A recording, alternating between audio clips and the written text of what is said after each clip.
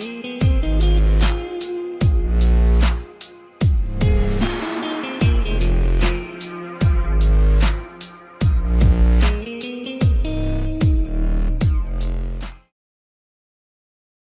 the time of recording this, it's March of 2024. We are building up to what is arguably going to be the most contested election in 70 odd days' time. What should be the focus now? So if we were able to take the white paper in 1997, which quite rightly focused on Reconstruction and Development, what should be that focus now? You know, for me, when we say Reconstruction and Development, the white paper, what did we want? What did we all understand what we meant by that? Did all the universities know what was this was the white paper? Then we had a strategic plan. And you know, the strategic plan didn't unpack that. So I'm coming back, if I were the Minister of Education, what I would do. No, cool. I think that for me was one of our big problems, because we needed to drive Reconstruction and Development, but I think it was thrown out there, and we were all told, reconstruct and develop, you're in the space. I think there's another important point. It's possible to achieve the look of transformation without actually having achieved transformation. So there's a third, it's not just race and gender, it's class. So there are some universities that have transformed ostensibly at a race level, but the class profile remains the same. So, and so you admit students, for instance, but they're all from quintile 5 schools, or they're from private schools, or you have certain rules of admission that by default mean that certain students who are African, for instance, couldn't apply.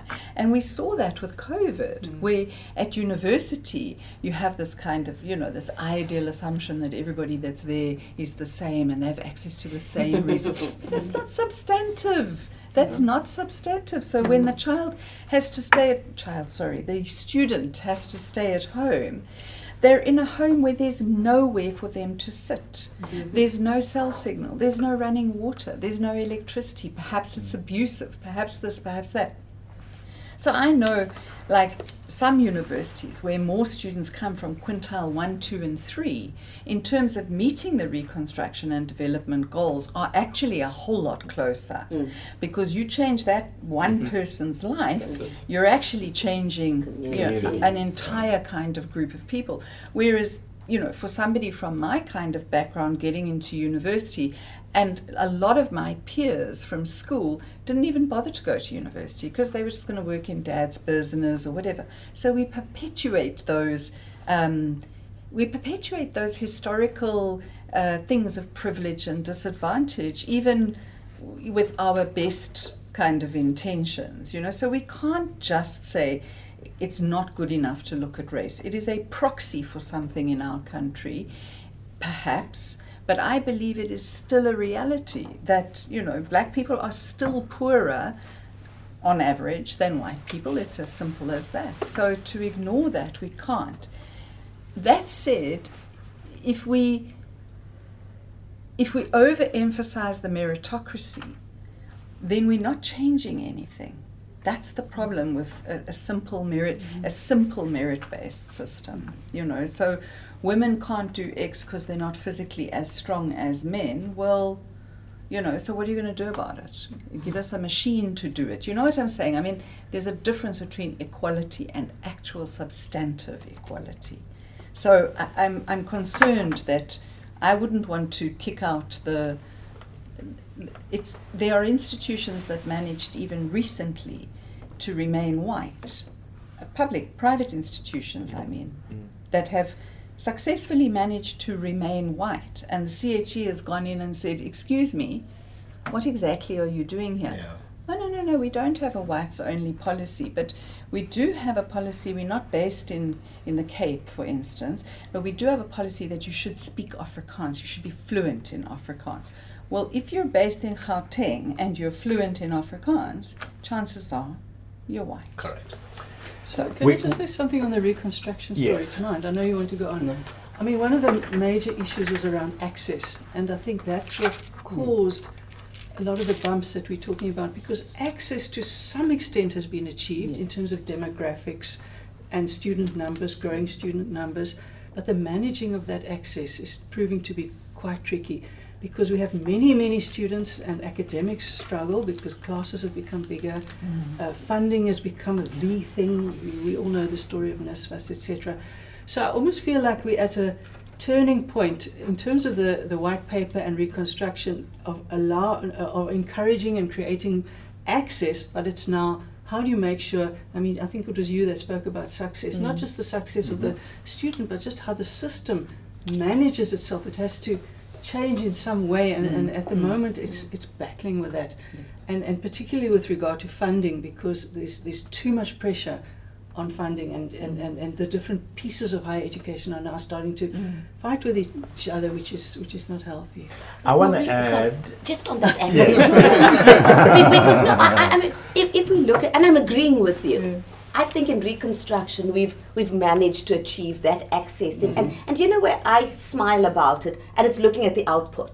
When you're looking at the changing demographic of the world of work and the professional sector, it's worked. Yeah. So pushing that agenda did work. It does come with difficulty, and it comes with flaws, but not saying that through any movement from the regulators or anywhere, but just the philosophy, just the ideology was a good one, and we did get Reconstruction. Right. let me roll back to an earlier point of throughput. In our attempt to try and redress past imbalances, are we then not creating a situation where we end up with a 30%, whatever the figure is, throughput? Because we are then registering people who neither have the aptitude nor, quite frankly, the capacity to be able to withstand the rigor and the test of higher education. Categorically not. Now we're agreeing. It's so interesting, and that's what I appreciate about my industry, is that we make no assumption about what walks in through the door, because it could come from anywhere, could do anything, and we must unlock that potential. Okay, so I think that we don't have a consistent input product. Yeah. And we've learned to cope with that. Okay, so we've got additional programs to get people up to speed, etc. And I've seen people that shouldn't have been in the higher education system under any previous definitions or any other way that walk out there and become PhDs. I'm one. I'm the first person in my 12 generations to have studied, and I've got a PhD today, and I'm so excited about that I've dedicated my life to building education systems. Why? Because I can see the power that it's unlocked for me. Okay. But I do think that there's a lot of people, when they walk in there for the first time, this is so new and so far from their experience that we are spending a lot more time, I think all of us around this table, on psychosocial support, even financial support, to get people into a space where they can be in this new class. Okay, so Reconstruction Development, we put it down, and at the same time, we actually talked about NSFAS. It came out at the same time to sit and say, we're going to need to build a new cadre of intellectuals. We're going to make sure that that is there. Yeah, RDP is gone. NSFAS is an unsustainable program that we've put in place. Quite messy, yeah. Quite messy, and we don't have an answer, okay? Right now, I mean, if you want to spend real time transforming the sector, you need to figure out how we're going to fund it. Because that's a very real issue. Because the 1.6 million people that we will have in the system, government can only keep on paying for about 850,000 of them, max to max, yeah. The rest means that actually the private sector will have to start funding the government portion of that delivery. Yeah, so we really have to understand how's this thing going to work going forward. And that's why I'm saying we need a real new definition. I think it's what Divya is saying as well. It's like, what's the plan? Okay, what is that new transformation looking at? What's this next phase? Because we've done RDP, we've created access, we've done all of that stuff. We're now citizens. Then why are we still sitting with a 30% throughput? We are in the hole, and I'll go to the public sector here specifically, we're in the hole admitting and registering people who, by all accounts, should not be at those universities because they're either inadequately prepared. And I go back to aptitude. You have to have a certain aptitude in order to understand and withstand the rigor of what is going to come at you. So I hear you on aptitude, but I think there are other issues. And I think the other issues relate primarily to the socioeconomic status of the majority of our country. And actually, like, you know, universities have to have feeding schemes because the students' fees are paid, but there's no way for them to eat.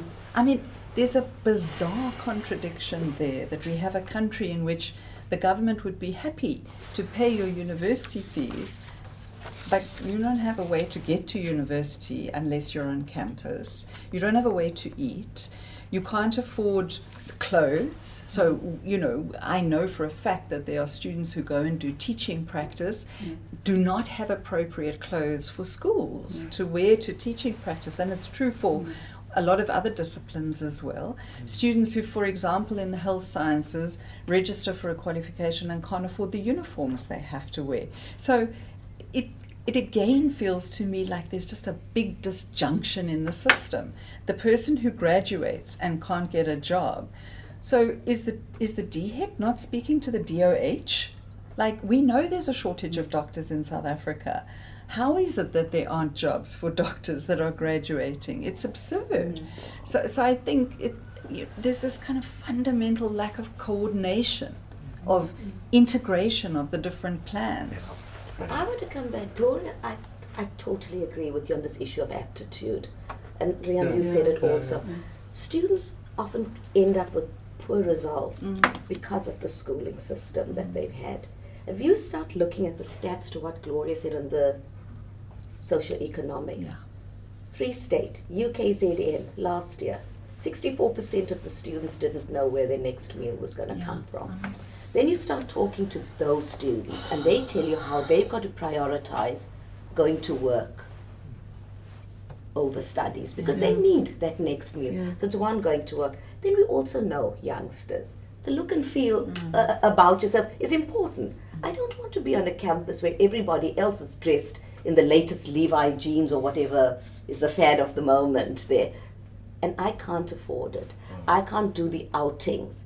And I think what I picked up in the research is it doesn't always attribute to students dropping out, but it affects their progression rates. And that is why we say the 3+1s and 3+2s and 3+3 years in it. And that's why we possibly have the poor throughput rates that we're talking about. It's not just a factor of the grade 12 results. All right.